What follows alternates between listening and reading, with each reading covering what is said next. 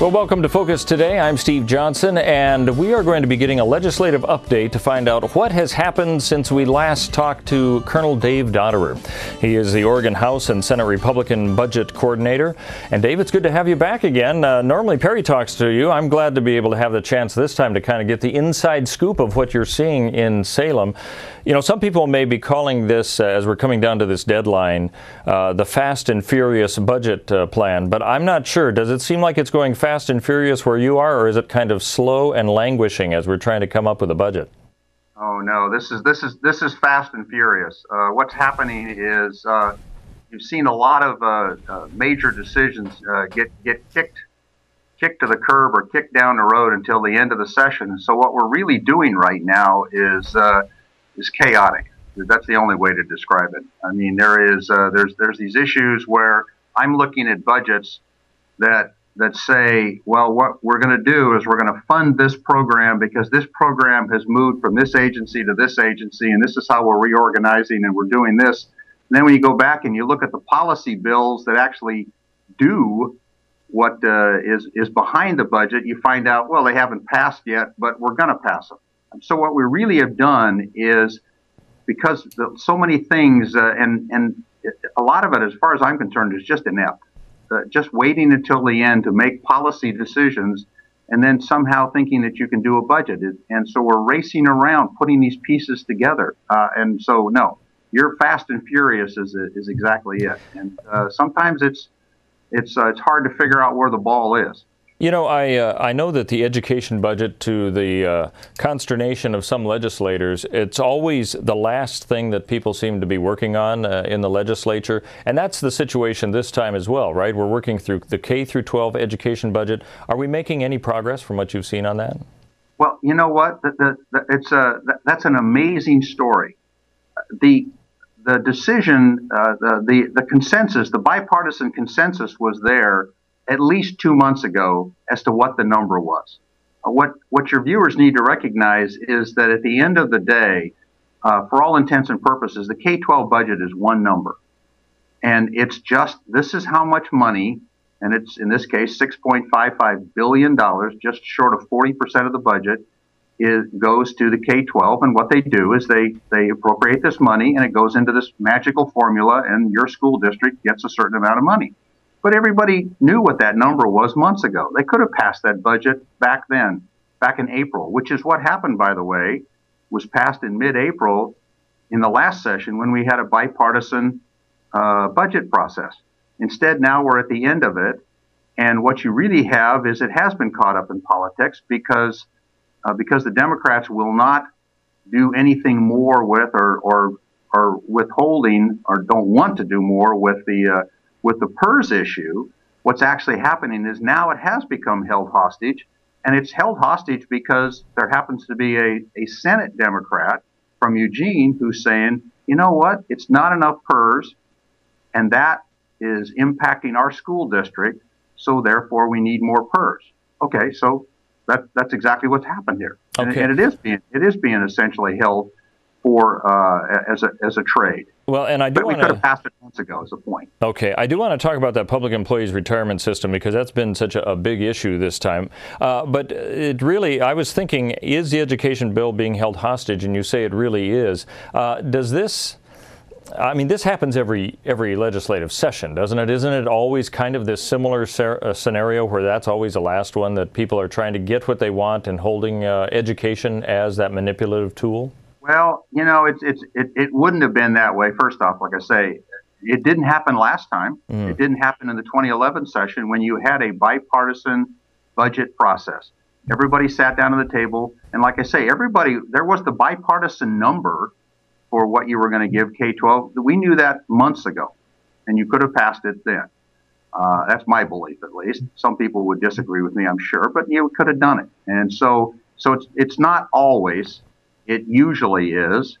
And in this particular case, because there were decisions not made about what are we going to do about PERS and all the other things that are starting that we're still working on, it ended up at the end of the session being one of the bargaining tools. You know, I think held hostage is probably too strong a word. It's a bargaining tool. Okay. Look, I mean, it's the thing is this is yes, we're putting a lot of new money, additional money into the K-12 budget, but the buying power is not as much as it should be because we're not also reforming PERS, which makes your school districts much more effective and because they essentially have more buying power and more money.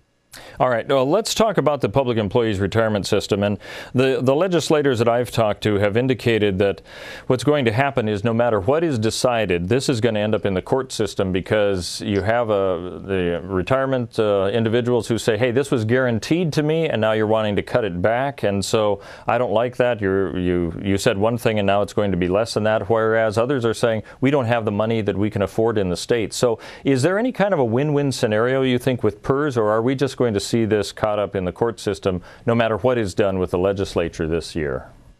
Well, I think that's one of the problems we've had all along is you have a group of people who don't want to do as very much PERS, and I believe that they're using this argument that, well, we don't want to do that because we don't think it's constitutional or it'll pass legal muster.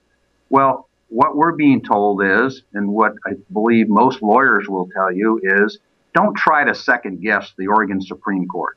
Don't try to pass legislation that you think will make it through the courts or you don't think it'll make it through the courts. Interestingly, Dennis Richardson talked with the former Chief Justice of the Oregon Supreme Court, and his recommendation was, look, pass a PERS bill that has lots of different changes to it, and send it over to the Supreme Court and let them wade through the 5 or 6 different aspects of it. Instead, what we've got right now is basically the bill that was passed has only got 2 small elements to it, and people are saying, well, we're pretty sure this will pass muster. Well, you're putting all your eggs in one basket. What if it doesn't pass muster? Now you got nothing. And again, you're probably not going to get everything you want, but you can kind of see how that diversity, sending a broad-ranging bill over with lots of different things in it to the Supreme Court gives you that diversity. All right. I want to mention that Colonel Dave Dotterrer is the Oregon House and Senate Republican Budget Coordinator, so you're looking at all those intimate things very closely. As we're sitting here right now, where is the resolve of PERS? Are we anywhere closer to coming to some sort of a conclusion on that topic, or is it still pretty vague as we're heading towards the end of the session? Yeah, it's still pretty vague. I mean, what you're really seeing is playing out the give and take and the push and pull of this, and there's a very, very strong resistance within with certain political elements who just want to, again, if you're beholden to the public employees unions and all, and that's where you're going to be.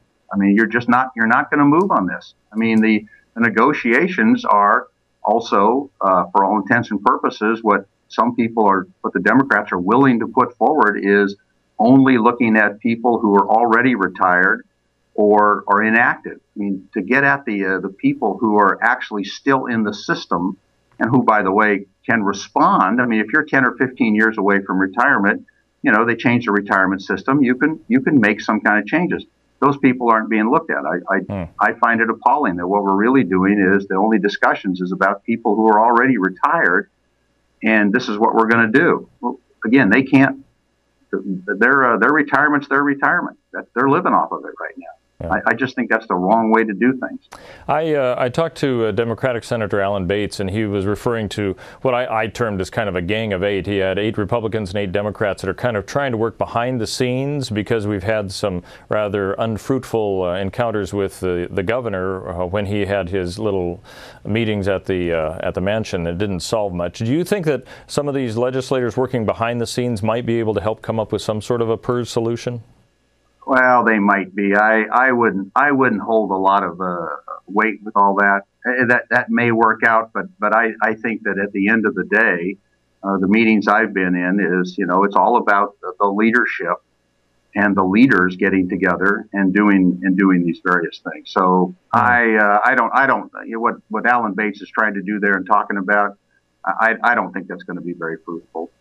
What is the time frame we're working on? When is the deadline for this session?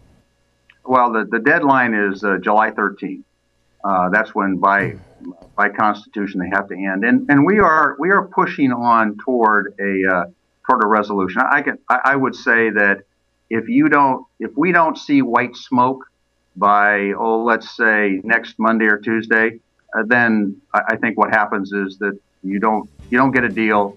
You just finish out the session and everybody goes home.